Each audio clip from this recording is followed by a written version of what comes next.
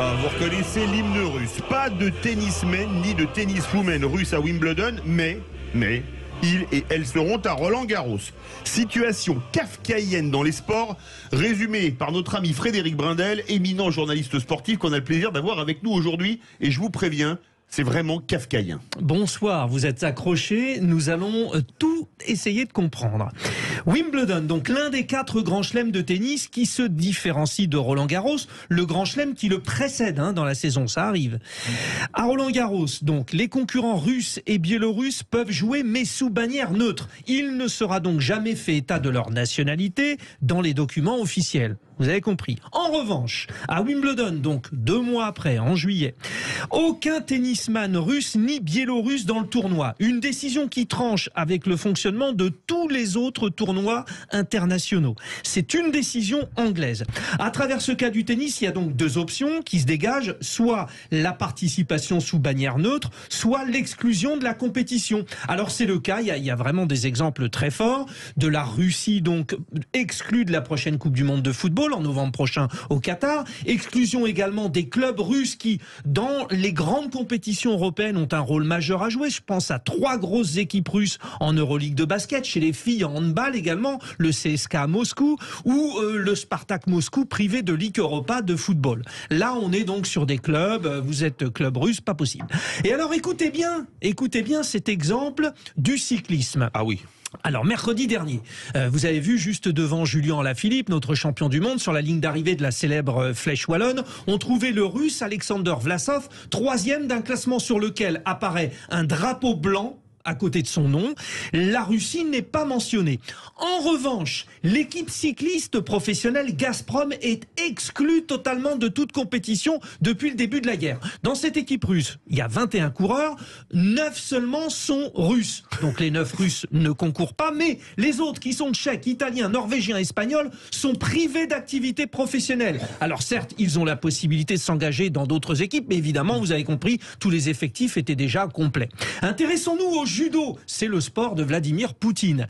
Alors il a d'ailleurs été suspendu de son titre de président honoraire et ambassadeur de la Fédération internationale. Les sanctions là sont différentes. Annulation du grand tournoi international de Kazan, autorisation pour les athlètes russes de participer aux compétitions sous bannière neutre, mais la fédération russe et la fédération biélorusse ont retiré tous leurs judokas pour raison de sécurité.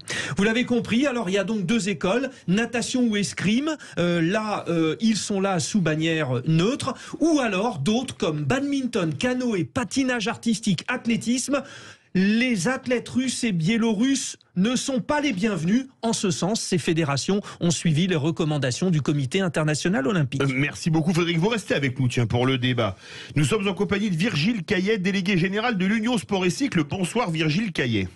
Bonsoir à tous. La situation parfaitement résumée par Frédéric Brindel, c'est plutôt Franz Kafka ou Alfred Jarry dans Uburois. Écoutez, je ne sais pas s'il faut aller chercher une analogie chez des écrivains, philosophes ou poètes. Ah, pourtant, Uburois, c'est drôle. On est en train de parler d'une situation de guerre qui est quand même assez dramatique. Et moi, ce qui me choque un peu dans les polémiques actuelles autour du fait de savoir s'il faut préserver des athlètes russes ou pas, c'est que finalement, on ne pense pas aux athlètes ukrainiens, quoi. On ne se pose pas la question si eux peuvent participer ou pas à des compétitions sportives, que ce soit en club ou individuellement. Donc c'est un petit peu choquant ce genre de polémique, mais je l'entends. Ce que je voudrais souligner, c'est qu'il y a une forme de solidarité assez inédite avec, effectivement, comme Frédéric vient très justement de le rappeler, des petites différences quand même d'appréciation dans l'application de ce boycott, mais néanmoins, il y a quand même une forme de consensus, de solidarité, d'unité du sport mondial. Tous les sports ont réagi et tous les sports ont pris des sanctions. Alors effectivement, comme le soulignait Frédéric, avec plus ou moins de radicalité. Je crois que ça, c'est à souligner parce que je n'ai pas d'autres exemples en tête, peut-être en 92 avec la Yougoslavie, mais on n'a jamais vu le monde du sport réagir aussi fermement. Et ça traduit une chose, ça traduit l'importance de ce que le sport représente en termes de soft power, de diplomatie sportive, et de ce que le sport peut avoir une charge symbolique extrêmement forte, et en particulier pour la Russie et en particulier pour Vladimir Poutine. Philippe Bilger. D'abord, je confirme, comme vous, cher Philippe David, que Frédéric Brindel a réussi un tour de force, c'est-à-dire une synthèse. D'habitude, il fait le Tour de France, là c'est le Tour de force. Un certain nombre d'éléments totalement disparates et contradictoires, ça ne m'étonne pas de lui. Mais pour le reste, comment dire, je parle devant des spécialistes du sport et j'aurais mauvaise grâce à les contredire trop abruptement. J'ai bien conscience que les sanctions sportives pour un Vladimir Poutine et pas seulement en judo ont une importance capitale. Mais je trouve tout de même que le caractère très hétérogène des décisions, parfois contrastées, souvent contradictoires, rendent la lutte pour protester contre l'invasion de l'Ukraine un peu surréaliste. Au fond, moi j'aurais préféré, au risque d'apparaître, ce qui n'est pas mon cas, comme quelqu'un qui éprouve la moindre indulgence pour cette invasion poutinienne, j'aurais préféré que on décide en définitive de maintenir les sportifs russes dans le jeu international, quitte à les exclure, et je ne méconnais pas alors la rançon d'une telle globalité, à les exclure dès lors qu'ils exprimeraient, en violant toute obligation de réserve, une approbation de la politique de leur dictateur. Je pense qu'il aurait été beaucoup plus juste d'agir de la sorte, au lieu de faire peser sur les sportifs russes, dont la plupart probablement ne sont absolument pas favorables à ce qui se passe contre l'Ukraine, de la manière que j'indique. Mais c'est trop tard, hein, bien sûr. Virgile Caillet. J'entends cette position très, très équilibrée, effectivement, mais je crois qu'on est dans une situation qui nécessite un peu de radicalité néanmoins. C'est injuste forcément pour des individus, pour les athlètes russes, mais je pense que sur le plan diplomatique, l'impact est beaucoup plus fort de voir le numéro 1 mondial Medvedev ne pas participer à Wimbledon, ne pas remporter une victoire, parce que certes, sous bannière neutre, ça a un caractère un peu hypocrite quand même. C'est pas la Russie, mais globalement, la Russie pourra s'enorgueillir qu'un de ses sportifs ait remporté Wimbledon. Eh bien, je pense que c'est beaucoup plus impactant vis-à-vis de l'opinion publique et de l'opinion russe que de renvoyer chez eux 150 diplomates. Personne ne le sait, tout le monde s'en fout. En revanche, exclure l'équipe nationale de la Coupe du Monde, exclure le numéro 1 mondial, je pense que ça a un impact. Alors certes, je vous rejoins, il y a un caractère un peu injuste, mais l'impact symbolique, la charge symbolique est beaucoup plus forte et je pense que ça a plus d'impact aux yeux de l'opinion publique. Frédéric Brindel veut dire un mot et tout de suite Céline Pina. Oui, juste une petite précision. Daniil Medvedev numéro 2, parce que c'est toujours Novak Djokovic. Mais par rapport à ce que dit Virgile, tout à fait d'accord. Mais aussi, pour rebondir, quand on parle des Russes qui seraient pour ou contre l'invasion, effectivement, ça c'est l'argument de Philippe Bilger. Mais que dire des Biélorusses ? Parce oui, que qui sont exclus aussi. Les Biélorusses sont aussi exclus. Alors moi, je vous pose une question, et comme ça fera le lien avec les deux vraies voix qui me suivent. Mais vous savez que hier, un accord a été signé entre les ministres de la Défense camerounais et russes sur une entente, sur une politique de défense. Alors qu'est-ce qu'on fait du Cameroun à la prochaine Coupe du Monde de football ? Qui s'est qualifié d'ailleurs, oui, c'est vraie question. Eh bien, justement, je trouve que cette question est extrêmement pertinente et elle met quand même en avant une forme d'hypocrisie et d'exhibition de vertu que je trouve assez déplacée. On a parlé par exemple de la Coupe du Monde. Tenez, vous voulez que je vous dise, au Qatar, il y a 6500 migrants, plus de 6500 migrants qui sont morts en construisant les équipements sportifs. On a calculé que c'était à peu près 12 ouvriers morts par semaine. Mais ça, franchement, tout le monde s'en moque. On confie quand même la Coupe du Monde au Qatar. Parlons donc d'autres pays qui peuvent, par exemple, maltraiter les femmes et s'asseoir complètement sur le droit des femmes. Oh ben ça, finalement, ça n'appelle aucune réaction morale. Tout le monde s'en fiche éperdument.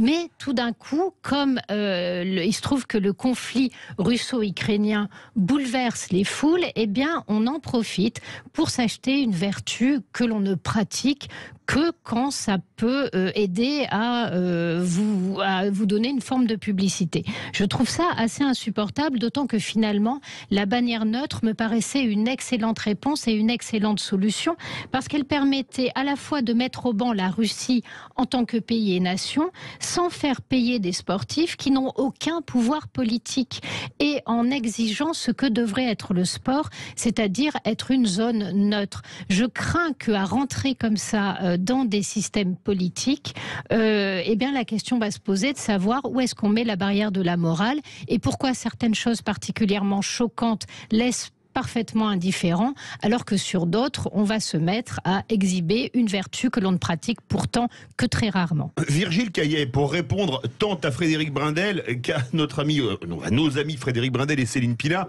c'est vrai que le Cameroun, on le sanctionne comme il passe un accord avec la Russie, et puis les 6500 morts sur les stades qataris, passés par pertes et profits. Par rapport à ce que disait Céline Pina, je pense que c'est pas tout à fait vrai quand même qu'il n'y ait pas de réaction, ou en tout cas qu'il n'y ait pas de prise de conscience des acteurs politiques. On a retiré la Coupe du Monde au Qatar ? Non, on l'a pas retiré. En revanche, je pense quand même qu'il y a un suivi et une pression considérable et qu'il y a une progression. C'est pas satisfaisant et je suis pas en train de dire que tout ce qu'ils font c'est bien. Je suis pas du tout. Comment dire. Je veux pas. Non, mais il y a un vrai deux poids deux mesures. Non, alors il n'y a pas de poids de mesure. Il y a d'un côté une guerre qui est quand même une guerre assez atroce, d'après les images et les informations que l'on a, et de l'autre côté un pays qui doit progresser en matière de droits de l'homme et sur lequel effectivement il y a une forme de pression, j'allais dire, des pays de l'Occident, des pays mondiaux. Mais Virgile Caillet, je voudrais rebondir sur ce que disait Céline. Vous dites qu'il n'y a pas deux poids, deux mesures.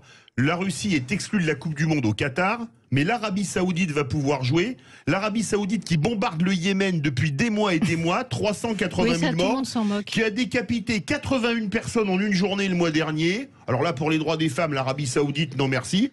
Il n'y a pas quand même deux poids, deux mesures. C'est-à-dire que bombarder l'Ukraine, c'est pas bien, mais bombarder le Yémen, c'est bien. L'Arabie Saoudite qui sera dans le groupe C avec l'Argentine, le Mexique et la Pologne. Eh ben, vamos Argentina et allez la Pologne, je le dis franchement. Non, je ne sais pas s'il faut le lire de cette façon-là. Peut-être qu'au contraire, il faudrait. Non, mais peut-être qu'au contraire, il faudrait que ce genre de position s'applique effectivement, puisqu'on accorde cette importance, j'allais dire diplomatique, de soft power au sport. Eh bien, il faudrait que ces positions s'impose à l'ensemble des pays qui ne respectent pas les droits de l'homme. Voilà. Mais sur l'Arabie Saoudite, il y a bien deux poids, deux mesures, non ? Là, en l'occurrence, on ne peut pas se satisfaire de la situation actuelle. Ça, je vous rejoins bien évidemment. Il n'y a pas de doute là-dessus. La question portait plutôt sur les sportifs russes. Donc, je réponds sur ce point-là. Les vraies voix, 17h43, comme on a parlé de la Coupe du Monde, je ne peux pas m'empêcher de citer l'immense Philippe Bilger qui nous avait fait un calembour fabuleux à l'époque. Mieux vaut Qatar que jamais. Donc, dans quelques instants, on continue ce débat diplomatie et sport. Êtes-vous choqué par l'exclusion des sportifs russes de certaines compétitions internationales? Vous êtes 93,2% à dire oui. On se retrouve tout de suite avec les vraies voix. Les vraies voix Sud Radio, 17h-20h, Philippe David. Retour des vraies voix en compagnie de Philippe Bilger, Céline Pina, Boris Faure, il est avec nous également, c'est un plaisir. Frédéric Brindel et notre premier débat, diplomatie et sport. Êtes-vous choqué par l'exclusion des sportifs russes de certaines compétitions internationales? Vous êtes 93,3% à dire oui. Avec nous Virgile Caillet, délégué général de l'Union Sport et Cycle. Vous êtes fort en sport, logique, vous appelez Boris Faure. On vous écoute. Non, moi, qu'on veuille mobiliser l'opinion internationale avec ce type de décision, bon, pourquoi pas, moi ça ne me dérange pas, je ne regarde ni Wimbledon, ni Roland-Garros, ni les compétitions de basket. J'étais en Pologne, vous savez, en début de semaine, c'est probablement le peuple européen le plus anti-russe qu'on ait. À aucun moment on m'a fait référence à ce boycott sportif. Je pense que voilà, ça intéresse peut-être plus des personnes comme nous, de ce côté-là de l'Europe, que les personnes qui sont proches du front, voilà. Virgile Caillet. Oui, la question c'est sur l'intérêt que l'on porte, nous, ici, à ce boycott. Je pense que quand même, je pense que c'est une première, je le disais tout à l'heure, il y a un caractère assez inédit, cette mobilisation de l'ensemble des institutions, des grandes institutions sportives, depuis le CIO l'UEFA, la FIFA, donc qui sont les principales organisations internationales sportives. Donc pour aller dans votre sens, je pense que cette première devrait conduire à être un petit peu plus exigeant, pas un petit peu plus, être plus exigeant vis-à-vis effectivement des pays qui souhaitent organiser des compétitions internationales. Ce n'était pas forcément le cas auparavant, je vous l'accorde. Je pense que ça peut être une direction intéressante puisque, encore une fois, on accorde ce poids, ce soft power au sport.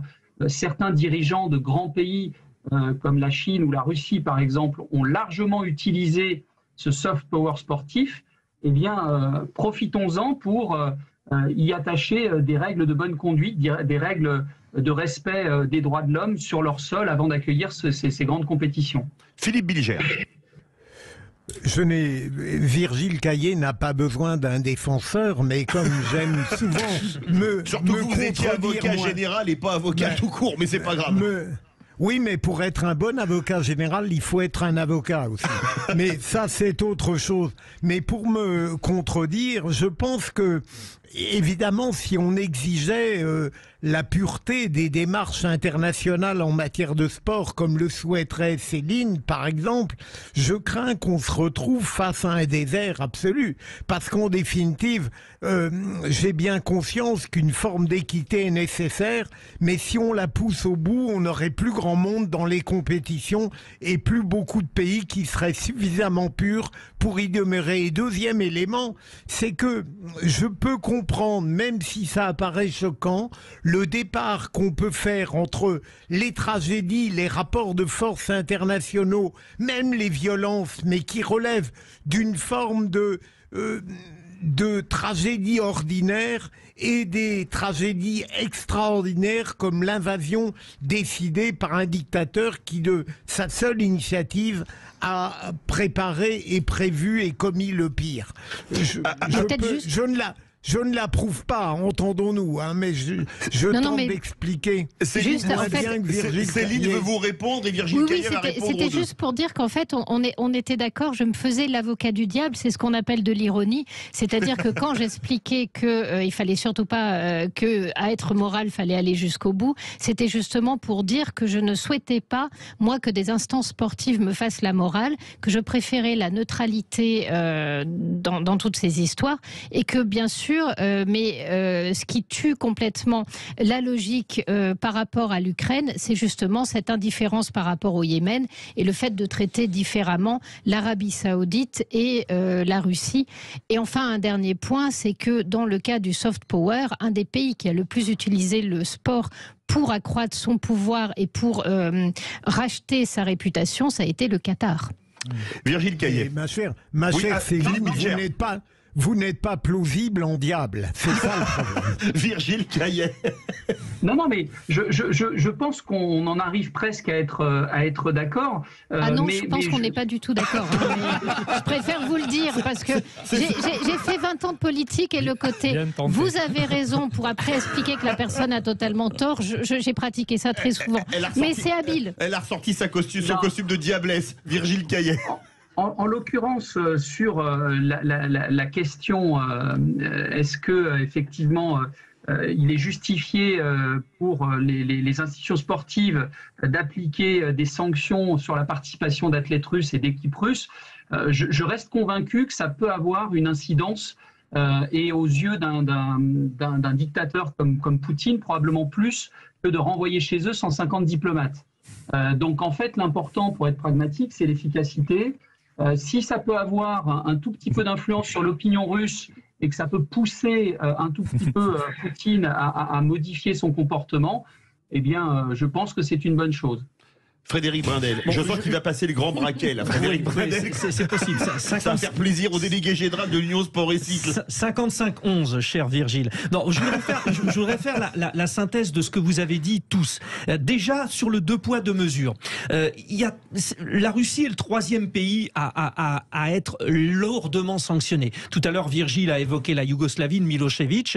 C'était le cas dans les années 90, avant que ce pays n'explose et permette aujourd'hui d'avoir 5 nations nations minimum dans chaque grande compétition européenne, parce que c'était un pays aux multiples nations de talents sportifs.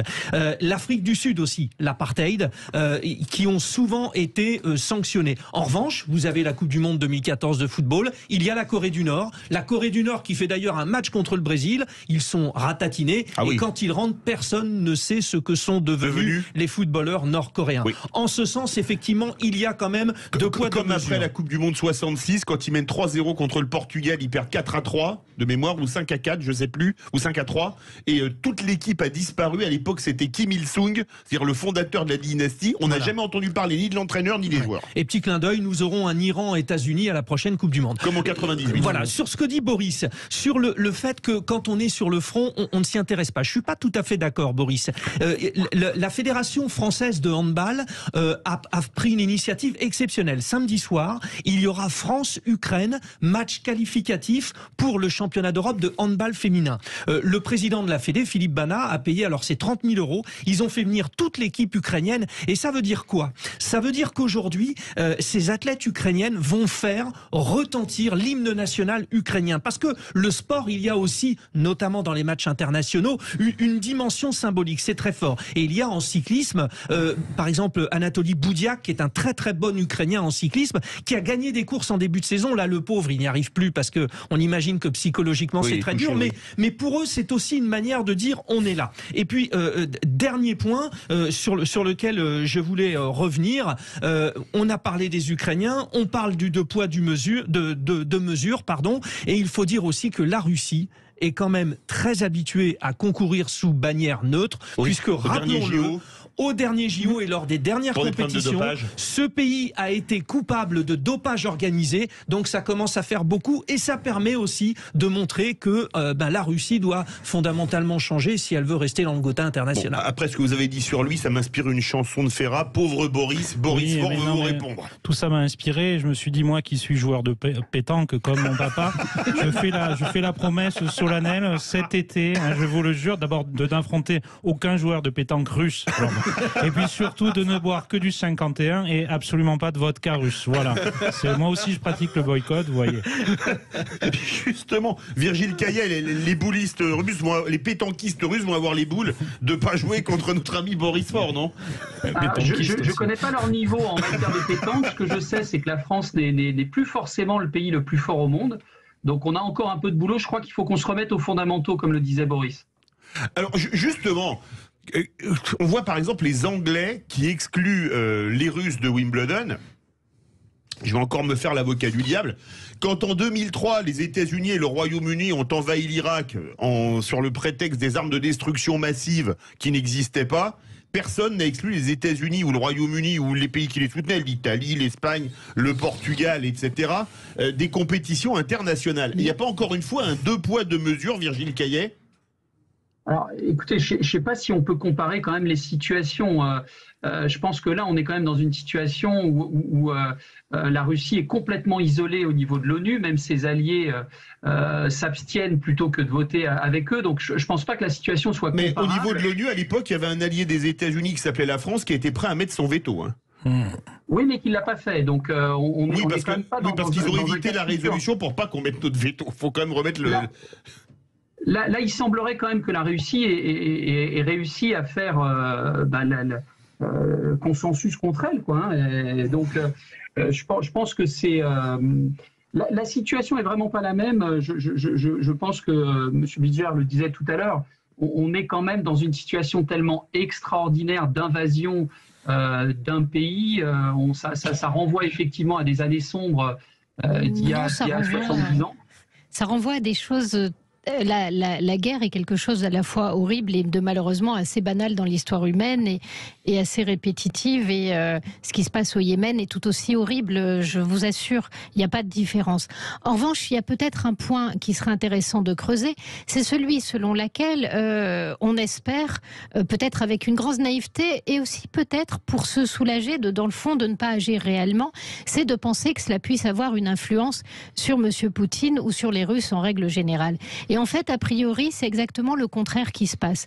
Lorsque on a décidé d'exclure, par exemple, l'étude de Dostoïevski dans certaines universités, ce qui s'est passé, c'est que ça a été beaucoup retranscrit en Russie, mais ça a été transposé en disant, mais regardez ces gens qui n'ont absolument aucune mesure et qui sont prêts à sacrifier tout un pan de la littérature, alors que ce pauvre Dostoïevski n'y est absolument pour rien. Ah oui. Et donc ça a été plutôt vu à la fois comme une réaction totalement délirante de la part d'une partie de l'Occident, et ça a plutôt scindé la population russe derrière son leader. Donc il faut faire attention.